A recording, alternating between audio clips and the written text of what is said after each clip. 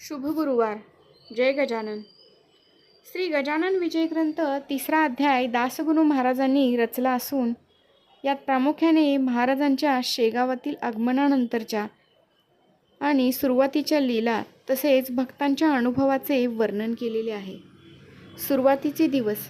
महाराज शेगाव येथे अवतीर्ण झाल्यानंतर त्यांना अनेक जण वेडा समजत होते.